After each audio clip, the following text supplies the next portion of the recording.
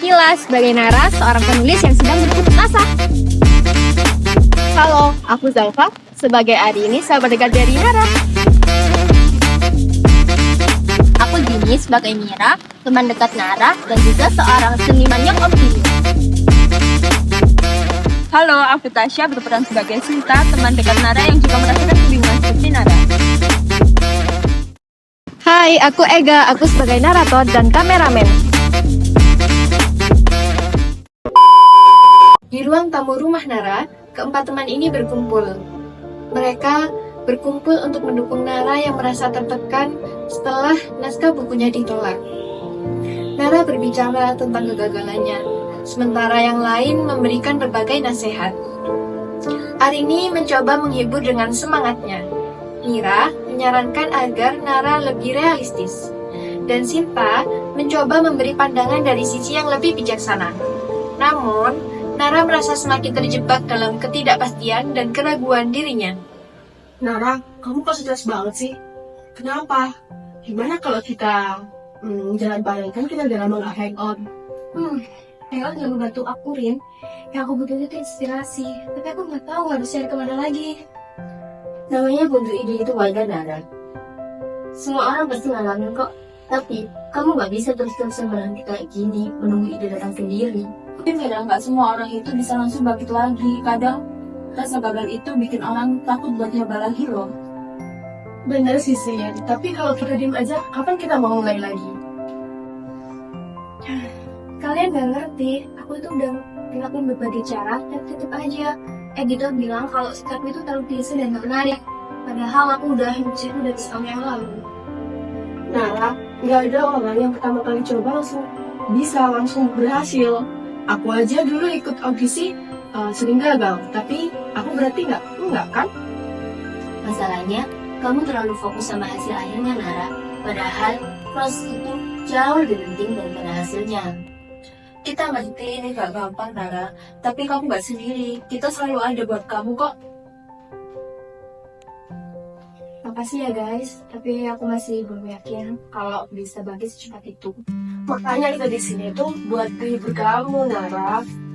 Gimana kalau kita bagi atau film aja? Kamu terlalu tegang sih.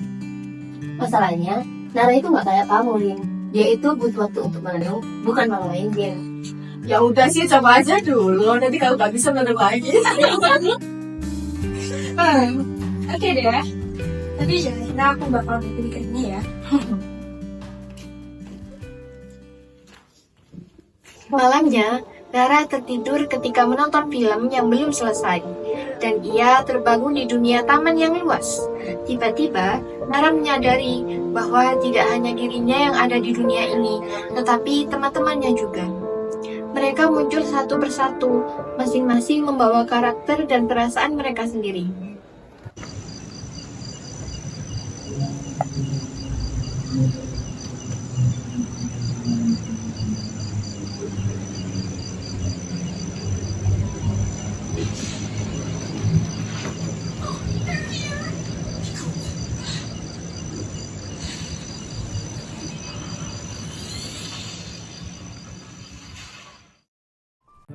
Gimana aku? Rasanya seperti sama dalam mimpi.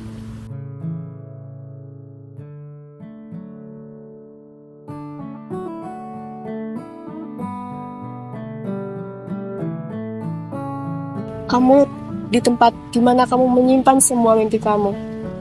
Ini di tempat kamu percaya bahwa semuanya akan mungkin terjadi. Tapi kenapa sekarang aku ada di sini? Rasanya aku kehilangan arah.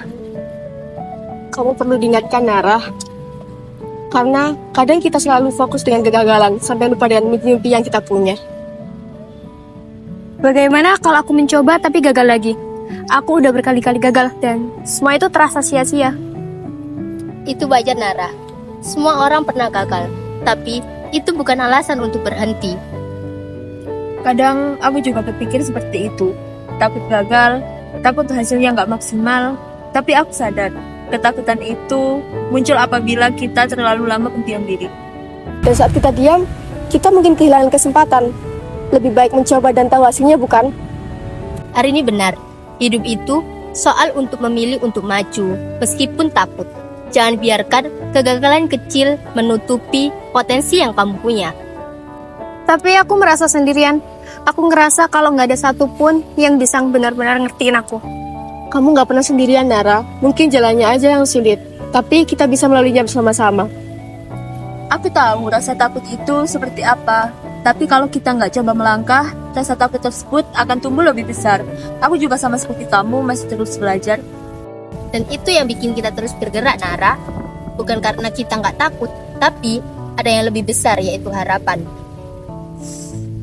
Mungkin kalian benar, aku harus mencoba walaupun takut.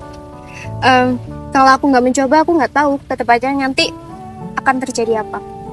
Itu dia, satu langkah kecil bisa merubah segalanya, Nara.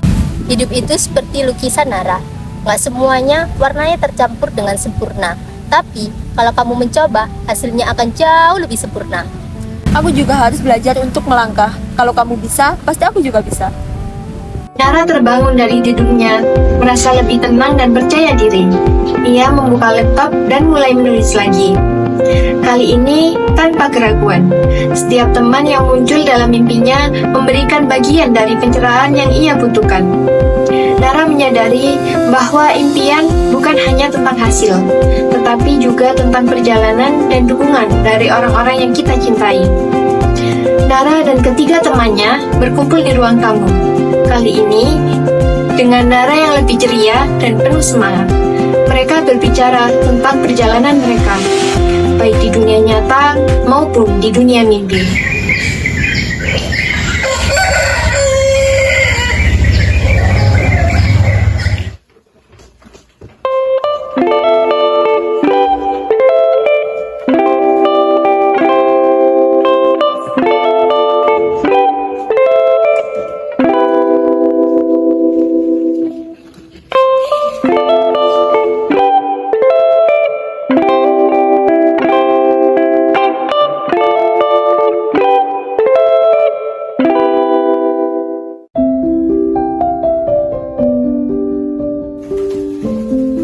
Kadang kita butuh waktu untuk melihat bahwa kegagalan itu nggak harus menghentikan kita. Aku akan tetap menulis walaupun mulai dari awal lagi.